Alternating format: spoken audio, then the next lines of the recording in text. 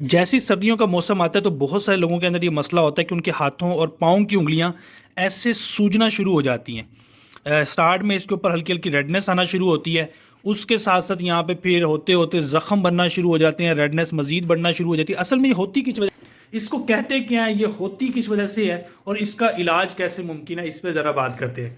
असल में जैसे ही मौसम ठंडा होना शुरू होता है, ठंडी हवाएं या ओवरऑल इन्वायरमेंट चेंज होना शुरू होता है, उसकी वजह से ऐसे लोगों के अंदर होता ही है कि खून की सप्लाई खास तौर पे टिप्स के अंदर, उंगलियों की और पाँव की उंगलियों के अंदर खून की सप्लाई सही तरीके से जाती नहीं है। इसको चिलब्लेन्स कहते हैं। इसके अलावा कोल्ड एंड्यूस वैस्कुलोपैथी कहते हैं। मतलब वहाँ पे मौजूद जो वेसल्स हैं, जो कैपिलरीज हैं, वो मुतासिर होना शुरू होती हैं, वो डैमेज होना शुरू होती हैं, जिसकी वजह से ये रेडनेस, सोजिश और बहुत सारे केसेस के अंदर इचिंग महसूस होती है, बहुत ज़्यादा पेन होता रहता है। असल में ये होता क्यों है, इसके पीछे एक तो ये वजह है कि ठंड की वजह से ऐसे लोगों के अंदर खून की सप्लाई कम होती है टिप्स की तरफ। दूसरी बहुत सारे ऐसे लोग हैं जो कि स्मोकर्स हैं, उनके अंदर भी ये मसला देखा गया है। या फिर कुछ ऐसी बीमारियां हैं जैसा कि रेनॉल्ड डिजीज़ के अंदर या फिर ल्यूपस से रिलेटेड डिजीज़ के अंदर। लेकिन ज़्यादातर ये जो तकरीबन 70-80% लोग हैं, उनके अंदर ये सिर्फ मौसम तब्दील होने पर सिर्फ खून की सप्लाई ना होने की वजह से होता है। अब इसको ठीक कैसे किया जाना है, और इसकी वजह यही होती है कि ऐसे लोग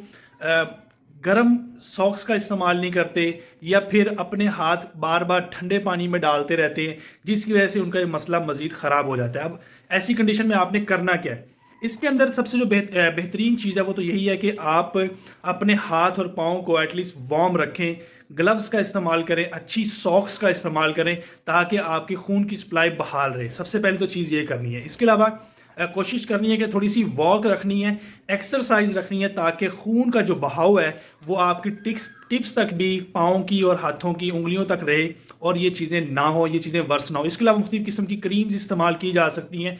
टॉपिकल क्रीम्स होती हैं, डिक्लोफिनिक जिसके अंदर मौजूद होता है, जो कि इसके पेन की शिद्दत को काफ़ी हद तक कम कर देता है। इसके अलावा मॉइस्चराइजिंग क्रीम, वेजलिन वगैरह भी इस्तेमाल की जा सकती है। मुख्तलिफ किस्म की एनसिड्स क्रीम्स होती हैं, नॉन स्टीरॉयड एंटी इन्फ्लामेटरी उसके अंदर ड्रग्स होती हैं, जो कि इसकी पेन की शिद्दत को कम कर देती है और ये जो रेडनेस होती है, इसके ऊपर सोजिश आई होती है, इसको भी काफ़ी हद तक ठीक कर देती है। इसके अलावा इसके अंदर कुदरती तौर पर कुछ ऐसी चीज़ें, एलोवेरा जेल इस्तेमाल की जा सकती है, वो भी इसकी सोजिश को कम कर देगी, उससे भी पेन काफ़ी हद तक बेहतर हो जाएगा। अब चीज़ों का ध्यान रखने की ज़रूरत ये है कि आपने इन टिप्स को ख़ास तौर पे गर्म रखना है। जैसे आप इनकी सर्कुलेशन को बेहतर रखेंगे तो ऑटोमेटिकली ये रेडनेस ठीक होना शुरू हो जाएगी।